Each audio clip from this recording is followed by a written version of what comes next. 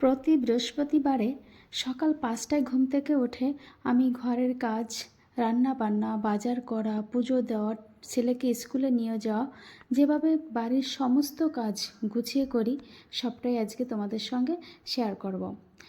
Hello বন্ধুরা, শুভ সকালের অনেক শুভকামনা রইল সবার জন্য। আশা করছি সবাই ভালো আছো বন্ধুরা, আর আমরাও ভালো আছি। প্রিয় বন্ধুরা, আমি রিতার ছোট পৃথিবীতে তোমাদের সবাইকে স্বাগত।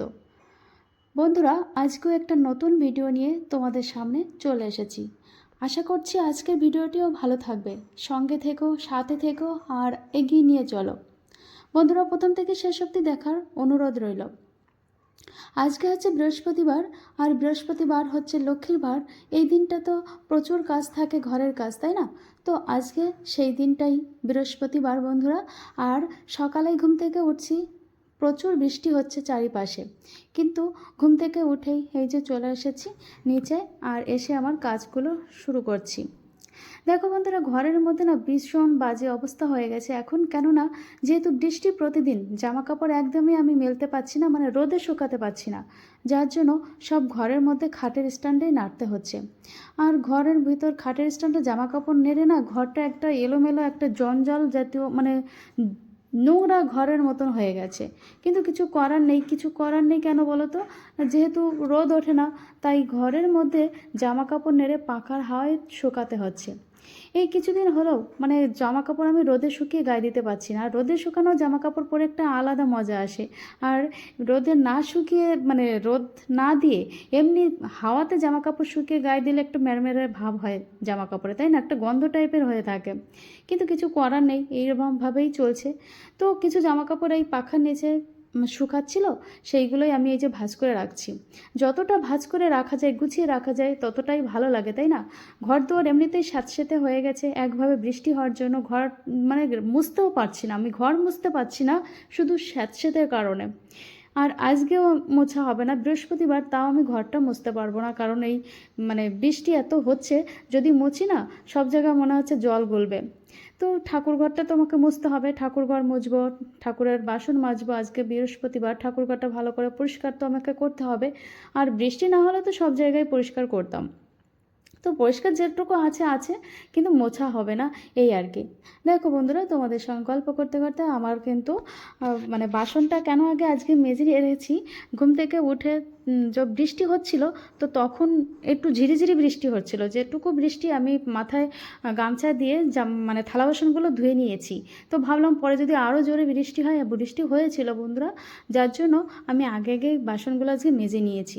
তারপরে এই যে ঘরটা মানে পরিষ্কার করে ঘরের সামনেটা একটু ধুয়ে দিচ্ছি, কারণ প্রতিদিন তো ঘরের সামনেটা জল দেওয়া হয়। আজকেও বৃষ্টির জলে জলানন্ত হয়ে আছে, কিন্তু ওখানে না বালি বালি এসেছে, মানে বাইরে থেকে ঘরে আসলে তো একটু নোংরা আসে বৃষ্টির সময়, তো সেটাই হয়েছে, তাই আমি ওখানে একটু বেশি জল দিয়ে ধুয়ে পরিষ্কার করে দিলাম। তো এইদিকে না আমি মানে বারবার ঘড়ির দিকে তাকাচ্ছি, যেহেতু আজকে ছেলের পরীক্ষাটা শুরু হয়েছে, আজকের থেকে পরীক্ষা হবে। তো আমাকে বলেছে, মা 7টার সময় আমাকে ডেকো, কারণ কালকে রাত 1টার সময় ঘুমিয়েছে, পড়তে পড়তে অনেক রাত হয়ে গেছিলো। তো আজকে একটু দেরি করে উঠবে জন্য মানে 7টায় ডাকতে বলেছে। তো ওই জন্য আমি কাজ করছি আর বারবার ঘড়ির দিকে তাকাচ্ছি যে কখন 7টা বাজবে তখনই ডাকবো, কারণ তার আগে ডাকলে না ছেলেটা বিরক্ত হয়, ওই জন্য 7টার সময় ডাকবো। তো এইদিকে যখন আমি দাঁত মাজি, তো দেখলাম বেসিনটা একটু নোংরা হয়ে গেছে, মানে একটু তেল তেল ভাব হয়েছে, তাই বেসিনটা একটু পরিষ্কার করলাম, এদিকে সময়ও আছে যেহেতু, তাই। তো বেসিন পরিষ্কার করে আমি, দেখো বন্ধুরা, মানে ড্রেসটা চেঞ্জ করে নিচ্ছি, মানে দ্রুত এত ত্রাণ কাজ করছি কি বলবো। মানে ছেলেকে তুলে আবার ছেলের পাশে একটু বসবো, তারপর তো রান্নাবান্না আছে, বাজারঘাট আছে, অনেক কাজ আছে।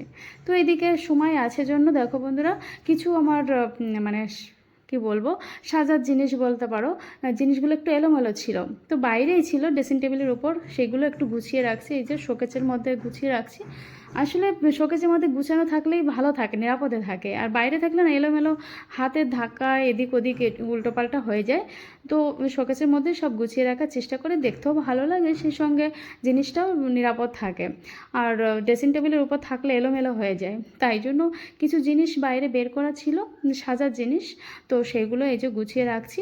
আর ড্রেসিং টেবিলের উপরে এত জিনিস হয়ে গেছিলো, মানে কোথায় কোনটা রাখবো বুঝতে পারছি না। তো তারপরে দেখো বন্ধুরা, ড্রেসটা চেঞ্জ করে বাসি কাপড়টা ছেড়ে এই যে একটু ফ্রেশ হচ্ছি, মুখটা ফ্রেশ করছি একটু, মানে তোমার একটা টোনার আর একটা সানস্ক্রিন লাগিয়ে নিয়েছি। মানে সারা দিনটা তো রোদ নয় কিন্তু তাও ধুলোবালি আসবে, তার জন্য মুখটাকে একটু ফ্রেশ রাখার জন্য এই কাজটা করছি। আর আমার ড্রেসটাও চেঞ্জ হয়ে গেছে, নিচের কাজকর্ম কমপ্লিট হয়ে গেছে, এবার ছেলেকে তুলতে যাব। তো 7টা বেজে গেছে, এই যে দেখো এসে ডাকছি কিন্তু উঠছে না, মানে এপাশ ওপাশ এপাশ ওপাশ করছে। আমি বলছি, বাপি এখন তো উঠতেই হবে, 7টা বাজে আর আজকে তোমার পরীক্ষা। তো ও উঠে চলে গেল। আর এই যে দেখো বন্ধুরা, আমি ঘরটা এখন গুছিয়ে নিচ্ছি। আর এই মানে এর নিচে উপরে 2 জায়গায় ঘর গোছানো, ঘর মোছা, ঘর ঝাড় দেওয়া করতে করতে সারাদিন এর উপরে টাইম চলে যায় আমার। তো নিচে গুছিয়ে টুছিয়ে এসেছি, এখন এই যে উপরে গুছিয়ে নিচ্ছি। আর ছেলে বলছে, মা আমি আজকে নিচে পড়বো, আর আমি নিচেও পড়াবো, কেননা এক পাশে রান্না করব, রান্নার জিনিস গুছাবো। ছেলেকে পড়াতে আমি বসি না, কিন্তু ও পড়ে কি পড়ছে কি না পড়ছে মাঝে মধ্যে ওর কাছে যাই, একটু বসি, এটাই। কিন্তু বারবার তো উপরে নিচে করা যাবে না, তাই জন্য। আর দেখো বন্ধুরা, এই যে হচ্ছে তারকেশ্বরের মানে প্রসাদ, আমার যা আর দেওর ওরা গেছিল, তো আমাদের বাড়িতে পাঠিয়েছে, খুব সুন্দর একটা জারে পাঠিয়েছে, মানে ভাড়ে পাঠিয়েছে এই প্রসাদটা, খুব সুন্দর। আর প্রসাদটা তো ঠাকুরের প্রসাদ, মানে অতুলনীয়। তো খেয়েছি। আর এই যে ছেলে নিচে এসেছে, ফ্রেশ হচ্ছে, ওর জন্য একটু খাবার বানাচ্ছি, সেই সঙ্গে আমি যে শিয়াশিরটা খাই সেটাও বানিয়ে নিয়েছি ছেলের জন্য, ড্রাই ফ্রুট। আর এই যে ছাতু গুলিয়ে রেখেছি, এখন ওকে খেতে দেবো। আর ও পড়তে বসে গেছে, তো ওকে খেতে দিয়ে আমিও রান্না সব কিছু গুছিয়ে রান্না বসিয়ে দিচ্ছি বন্ধুরা। তারপরে আবার বাজার করতে যাব। এখন যেহেতু এখনও 7:30 বেজে গেছে, তো এখন রান্নাটা গুছাচ্ছি। আর এদিকে দেখো সকালে আমাদের তাল গুলিয়েছে, সে তালটা উনুনে দিয়ে দিয়েছি। আর রান্নার জন্য সব গুছানো হয়ে গেছে আমার, একপাশে ডাল আর একপাশে তাল হচ্ছে, তাল রান্না। তো শাশুড়িমাকে বলছি, সব গুছিয়ে রেখেছি, তুমি এবার রান্নাটা বসাও, আমি বাজার থেকে আসি, কেননা আবার যদি বৃষ্টি শুরু হয়, এখন যেহেতু বৃষ্টিটা নেই, তো আবার তো বৃষ্টি হবে, তো তার আগে আমি বাজার সেরে আসি। তো বাজারে গেছিলাম বন্ধুরা, কিন্তু বাজার থেকে আসতে না আসতেই বৃষ্টি শুরু হয়ে গেছে। তো আজকে অনেক কিছু কিনে নিয়ে আসি। এখানে পটল, বেগুন, গাঠি, ওল, কুমড়ো, তারপরে পেঁপে, ওকে কী বলে, কলার মোচা, শাপলা, সেই সঙ্গে অনেক আম নিয়ে এসেছি। আর কিছু মাছ হচ্ছে পার্শে মাছ নিয়ে এসেছি বন্ধুরা, বেশ কিছু মানে সবজি নিয়ে এসেছি, কারণ রোজ দিন না যাওয়া সম্ভব হয় না, তাছাড়া বৃষ্টি তো। আর এই বৃষ্টির মধ্যে বাজারে না খুব নোংরা হয়, ওর ভিতর গেলে আরও মানে বিচ্ছিরি লাগে, যার জন্য একটু বেশি করে সবজি নিয়ে এসে। আর এদিকে দেখো শাশুড়িমা সব রান্না করে রেখেছে, এই কলা দিয়ে তেলাপিয়া মাছ, উচ্ছে আলু ভাজি, ডাল, এখানে আম দুধ আছে, আর হচ্ছে ভাত। তো সব কিছু আমি অবশ্য গুছিয়ে দিয়ে গেছিলাম, উনি রান্না করে রেখেছে। আর এখন আমরা সবাই খাবো, তো ছেলেকে দিয়ে দিয়েছি, আর শ্বশুরমশাই খাচ্ছে, এদিকে আমি আর শাশুড়ি মা খাবো। খাওয়া দাওয়া কমপ্লিট করে দেখো বন্ধুরা, এই যে এবার রান্নাঘরটা পরিষ্কার করে নিচ্ছি। আসলে বাজার টাজার করে এসে না অনেকটা দেরি হয়ে গেছিলো, যার জন্য খিদে লেগে গেছিলো, ওই জন্য খাওয়া দাওয়াটা করে নিয়েছি বন্ধুরা। তারপরেই আমি রান্নাঘরটা পরিষ্কার করছি। তো প্রতিদিন না একসঙ্গে অনেক রান্না করতে গেলে না গ্যাসটা একটু নোংরা হয়, তাই জন্য গ্যাসটা পরিষ্কার করে রাখার জন্য আমি প্রতিদিন সাবান, মানে বাসন মাজাদের সাবানটা থাকে, ওইটার কসবাইট দিয়েই আমি গ্যাসটা পরিষ্কার করে নিই।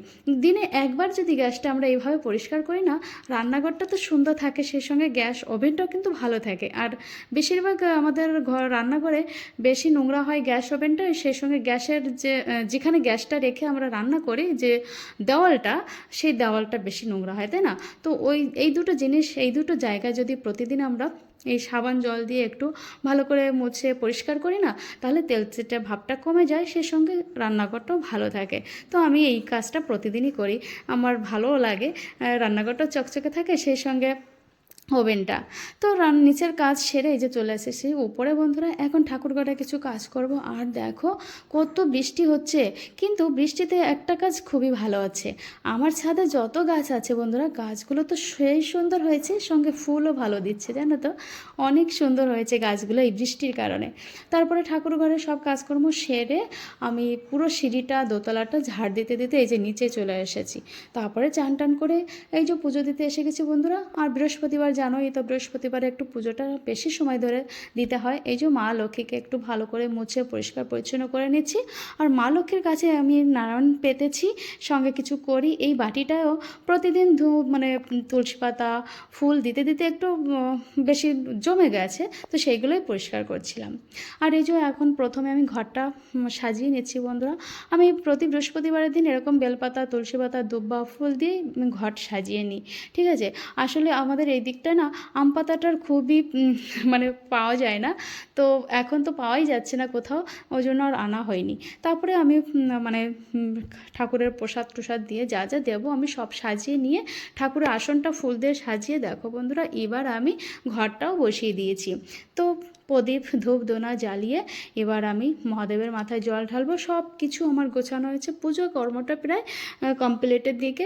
মানে এরপরে আবার ছেলেকে নিয়ে মানে যেতে হবে, স্কুলে যেতে হবে। ওর হচ্ছে 2:30 থেকে স্কুলে পরীক্ষা আছে, তো সেখানে যাবো জন্যই কিন্তু একটার পর একটা কাজ আমি করেই ফেলছি। মানে পুরোটা কাজ, মানে একটা কাজ ছাড়বো তো আর একটা কাজ মাথার মধ্যে চলে আসে।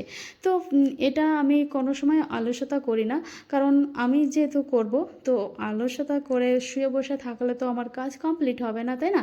তাই যতটা সম্ভব যত দ্রুত পারি সব কাজগুলো সম্পূর্ণ করার চেষ্টা করি। তো দেখো বন্ধুরা আমার পুজো কাজ হয়ে গেছে। তারপর নিচে এসে দেখলাম শাশুড়ি মা কাঁঠাল নিয়ে এসে, তো একটা কাঁঠাল খেলাম অনেক দিন পর। মানে এখন তো কাঁঠালের সিজন চলে গেছে, তাও কাঁঠাল পাচ্ছি। আর এখন 1:30 বাজে, তাও আমরা খেয়ে নিচ্ছি বন্ধুরা। তারপরে এই যে ছেলেকে নিয়ে স্কুলে এসেছি, তো ও পরীক্ষা দিচ্ছে আর এখানে আমরা বান্ধবীরা বসে আছি, একটু গল্প করছি। সেই সঙ্গে পেয়ারা এনেছে একটা বান্ধবী, আমরা পেয়ারা খাচ্ছিলাম, ডাসা পেয়ারা। তো পরীক্ষা দিয়ে বাড়ি এসে দেখি শাশুড়ি মা তালের পিঠা করছে, মানে তালের বড়া, আর সেই সঙ্গে কিছু ভাজা পিঠাও তৈরি করেছে। তো সেটাও কিছু খেলাম, খেয়ে একটু শুয়েছিলাম। তারপরে এই যে সন্ধ্যায় আবার উপরে এসেছি ছাদে সন্ধ্যা দেওয়ার জন্য। তো বাইরেটা তো অন্ধকার অন্ধকার অন্ধকার হয়ে গেছে, যে লাইট জ্বলছে চারিপাশে। তো এইদিকে মানে সন্ধ্যাও লেগে গেছে, সন্ধ্যাটা দেব, সন্ধ্যা দিয়ে তারপরে নিচে যাব। তো বন্ধুরা এত সময় ধরে তো তোমরা আমার ভিডিওটি দেখলে, কেমন লাগছে অবশ্যই কিন্তু কমেন্ট করে জানিও। আর রাত্রে রান্না করে নিই, চাউমিনটা খেয়েই রাতটা কাটিয়ে দিয়েছি।